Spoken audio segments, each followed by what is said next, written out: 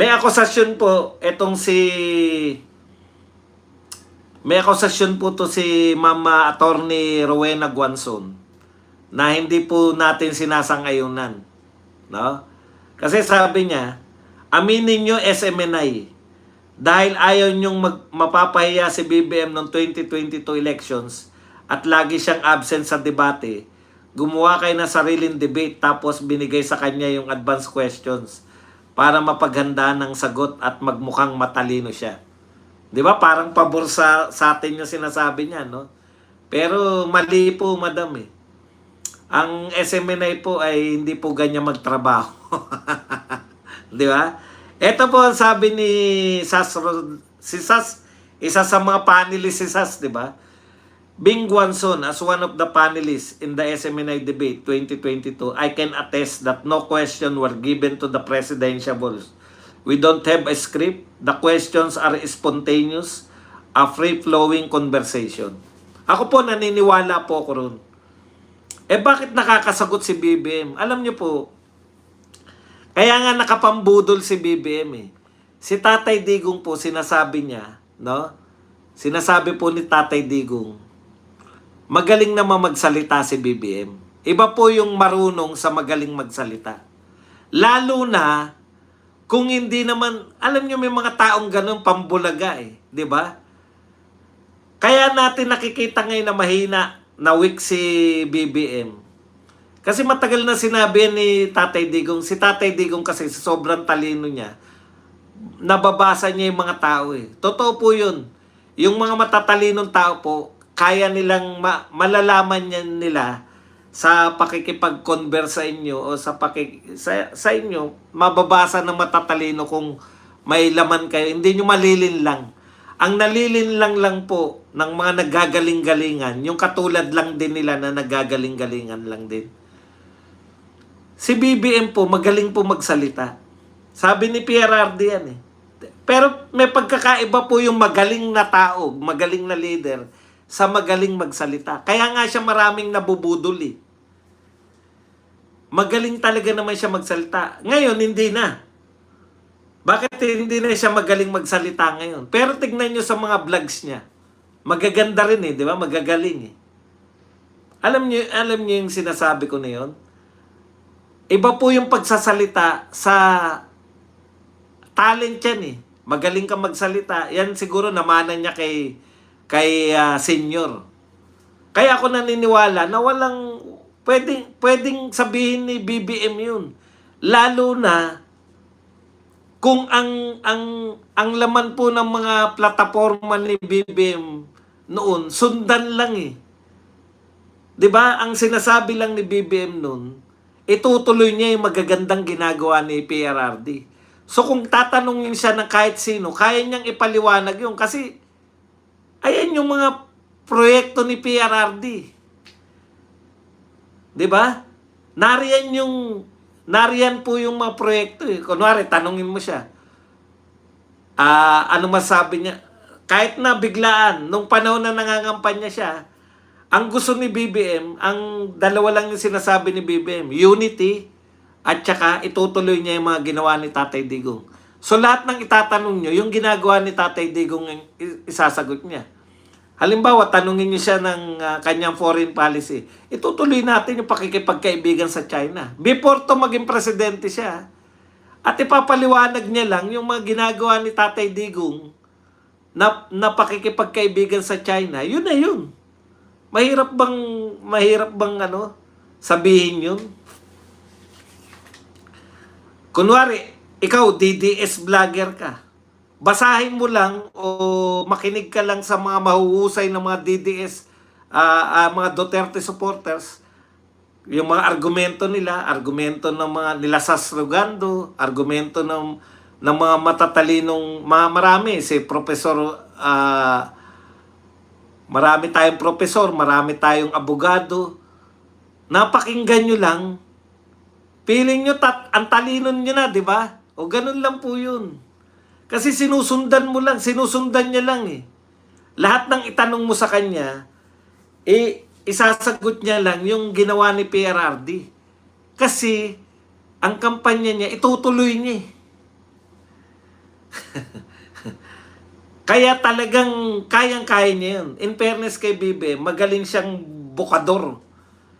Saan ka nakakita? Kaya tayo na budol, di ba? Budol talaga. Kaya totoo yung sinabi ni Sas na wala silang binigay na question. Naniniwala ko ron eh. Tsaka hindi papayag si Pastor Kibuloy na dudugasin nyo.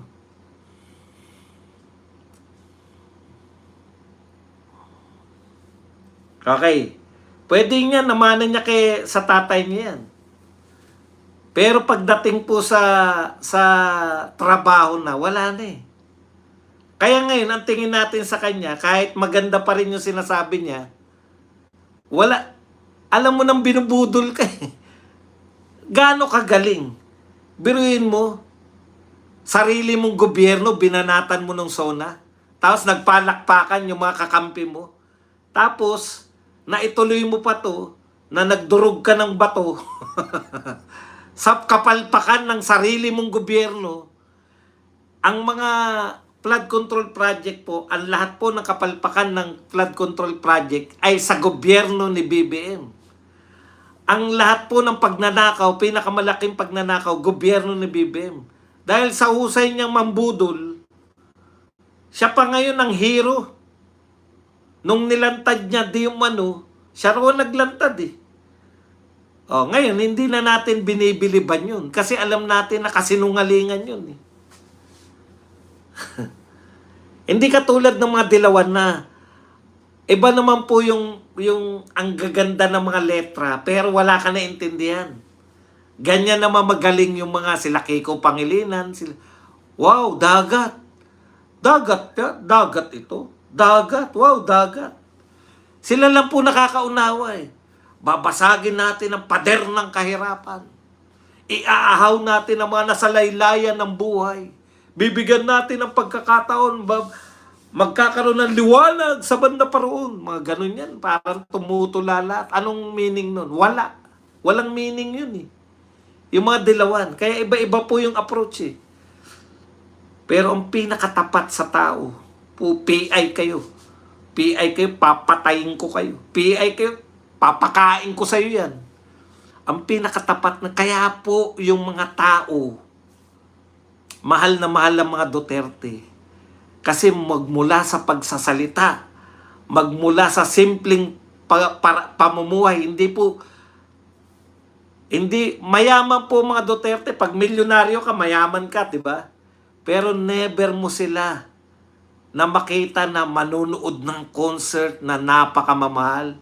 Never mo silang makikita ng karangyaan.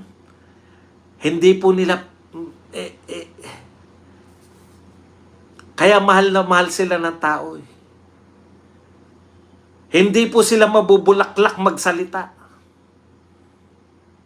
Hindi sila ka-fluent. May fluent ba? Pakain ko sa yung puta. Pero tagos sa buto. Yung sinasabi nila, alam mong kaya nilang gawin. Kaya mahal ng tao ang mga Duterte. Hindi sila statesman kung magsalita. Pero gusto natin yun eh. Di ba? Linggo-linggo nanonood tayo ng Talk to the People kay Tatay Digong nung siya po ay presidente. Kasi yan yung chance natin. Sa dami ng bumibira kay Tatay Digong. Sa dami na nangungutya, sa dami ng bumabanat sa administrasyon. Sasagutin niya ni Tatay Digong sa Talk to the People. Parang nakabawi tayo eh. Parang, oo nga. Walang iya talaga kayong Leni Robredo kayo, kayong Trillanes kayo, kayong mga dilema kayo.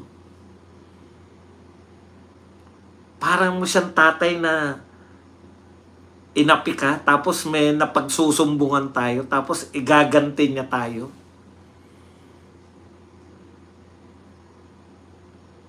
Tigilan nyo yan. Papatayin ko kayo. Yung mga salitang ganun. Makikita natin yung anak niya, nanapak. Kaya yung may basketball player na napak, kung hindi nyo po napanood yun, panoorin nyo po si Jan Amores. Isa laban sa isang team. Bagsak lahat buong team. Antindi po manuntok. Mali yung sinalihan eh. Kung si Jan Amores nag-training sa boxing, baka world champion. Di ba? Tapos sinulatan ni BP Sara. Ang ganda na ng kwento ng buhay nun ni Jan Amores eh. Na isa laban sa isang team, suntukan. College pa siya nun. Sinulatan ni BP Sara. Kasi sabi ni BP Sara, ako din ganyan eh, di ba? Parang binigyan niya ng yung inano niya ba, inaplip niya na kaya mo yan, kaya mong baguhin yung sarili mo, parang ganun. O yun. Yan yung binintang na kalaguyo ni BP Sara. At dyan nagsimula yung kwento na si BP Sara may kalaguyo na basketball player. Nakarelate si BP Sara eh. Nanapak si BP Sara ng sheriff. Ito, nanapak ng mga kalaban eh. Pero kinakailangan niya i-encourage yung bata. Kasi bata pa, sayang eh. Sayang yung pagiging player. At dahil doon, nagbago, napunta ng PBA. Di ba success story? Success story si Jan Amores eh. Napunta ng PBA. Ang galing, di ba? Na-encourage siya ng BP Sara. Pagkatapos, namaril.